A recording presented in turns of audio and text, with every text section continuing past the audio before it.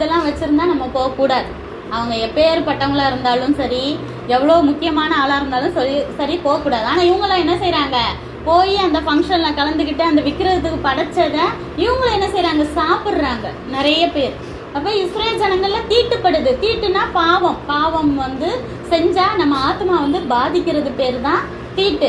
அப்ப அந்த தீட்டுப்பட்டது வழியா பிசாச அவங்களுக்குள்ள நுழைய ஆரம்பிக்கிறான். அப்ப அவங்க என்ன செய்யறாங்க, ஃபர்ஸ்ட் இந்த விக்கிரக ஆராதனை செய்ய ஆரம்பிச்சிடாங்க. அது தேவனுக்கு பிடிக்காதா? ரெண்டாவது அந்த இதுல இருக்க ஜென்ஸ் எல்லாம் என்ன செய்யறாங்கன்னா, அந்த ராஜாவோட பேச்சை கேட்டு அவங்க லேடிஸ் எல்லாம் அரைகுறை ட்ரெஸ்ஸை போட்டு அனுப்பி விடுறதுங்க. போய் நீங்க அவங்ககிட்ட நல்லா பேசுங்க, அவங்கள தப்பு செய்ய வைங்க அப்படின்னு சொல்லிட்டு. இஸ்ரேல் ஜனங்களும் என்ன செய்யறாங்க, அவங்ககிட்ட தப்பு பண்றாங்க.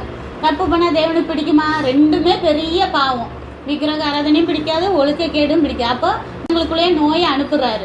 24,000 பேர் சாகுறாங்க. சரியா? விக்கிரக ஆராதனையில 3,000 பேரு, இந்த ஒழுக்கக்கேடான காரியம் செஞ்சதுல எத்தனை பேரு? 24,000 பேர் சாகுறாங்க. இப்படிதான் தேவனுக்கு பிடிக்காத பாவங்கள் செய்யறவங்க ஒரே நாள் அழிய மாட்டாங்க, சில வருஷங்கள் கொடுப்பாரு.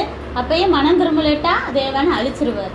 சரியா? புரியுதா? 2 பாவமும் கண்டிப்பா நம்ம வாழ்க்கையில என்னைக்குமே வரவே கூடாது. என்னைக்குமே தேவனுக்கு பிரியமா நம்ம வாழணும். சரியா? புரியுதா?